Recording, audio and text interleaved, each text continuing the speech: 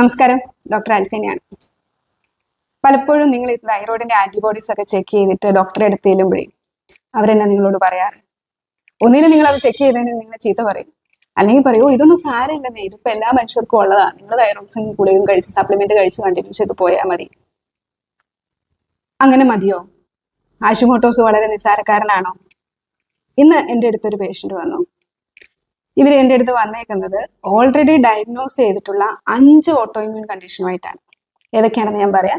Anti T P ഒയും തൈറോഗ്ലോബലിനും കൂടുതലാണ്, റുമാറ്റോയിഡ് ഫാക്ടറും anti C C P high ആണ്, interstitial lung disease, auto immune interstitial lung disease ഉണ്ട്, ലങ്സിനെ ബാധിക്കുന്ന ഒരു അസുഖമാണ്, ഷോഗ്രൻസ് ഡിസീസ് ഉണ്ട്, വൈറ്റ് പാച്ചസ്, വിറ്റിലിഗോ ഉണ്ട്.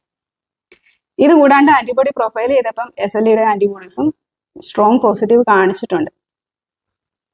ഇവർക്ക് ഇതിന്റെ എല്ലാം തുടക്കം എവിടെ നിന്നായിരുന്നു എന്നറിയാവോ? 15 വർഷം മുമ്പ് തുടങ്ങിയ അല്ലെങ്കിൽ കണ്ടുപിടിച്ച തൈറോയിഡ് പ്രശ്നം, ഹൈപ്പോ തൈറോയിഡിസം 15 വർഷം മുമ്പ് തുടങ്ങി. അതിനുള്ള മരുന്നുകളൊക്കെ അവർ സ്റ്റാർട്ട് ചെയ്തു. പിന്നീട് കുറച്ചു കാലം കഴിഞ്ഞപ്പോൾ റുമാറ്റോയിഡ് ആർത്രൈറ്റിസ് ആയി, അതിനുള്ള മരുന്നുകൾ കഴിച്ചു തുടങ്ങി. HCQS-ഉം സ്റ്റിറോയിഡും പെയിൻ കില്ലറും എല്ലാം കഴിച്ചു തുടങ്ങി. പിന്നീട് ലങ്സിന്റെ പ്രശ്നം കണ്ടുപിടിച്ചു, വായും ഇതുമൊക്കെ ഡ്രൈ ആവുന്ന ഷോഗ്രൻസ് ഡിസീസ് കണ്ടുപിടിച്ചു. റീസെന്റ് അവർക്ക് വീട്ടിലേക്ക് പോയി സ്റ്റാർട്ട് ചെയ്തു. ഈ 15 വർഷമായിട്ടും ഇവർ ചികിത്സിക്കാതിരുന്നില്ല.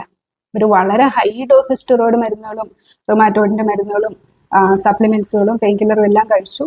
ഇത് കൂടാണ്ട് നാച്ചുറോപ്പതി പോയി സപ്ലിമെന്റ് കഴിച്ചാൽ മതി, എല്ലാ പ്രശ്നവും മാറുമെന്ന് പറഞ്ഞു കുറെ കാലം പോയി. അവിടുത്തെ സപ്ലിമെന്റുകൾ കഴിച്ചു, ആയുർവേദ ചികിത്സകൾ ചെയ്തു. എന്നിട്ടും ഇവർക്ക് ഈ മറ്റു ഓട്ടോ ഇമ്മ്യൂൺ അസുഖങ്ങൾ വരുന്നതിന് തടയാൻ പറ്റിയില്ല, തന്നെയല്ല ഉള്ള പ്രശ്നങ്ങളെ മാനേജ് ചെയ്യാൻ പറ്റി. എന്തുകൊണ്ടാണ് അങ്ങനെ സംഭവിച്ചത്? ഇപ്പം നിങ്ങൾക്ക് മനസ്സിലായോ എന്തുകൊണ്ടാണ് ഞാൻ ഈ ഹാഷിമോട്ടോസ് അസുഖത്തിന് ഇത്ര പ്രാധാന്യം കൊടുക്കുന്നതെന്ന് അറിയാമോ? അല്ലെങ്കിൽ ഓട്ടോ ഇമ്മ്യൂൺ അസുഖങ്ങൾക്ക് ഇത്ര പ്രാധാന്യം കൊടുക്കുന്നതെന്ന് അറിയാമോ?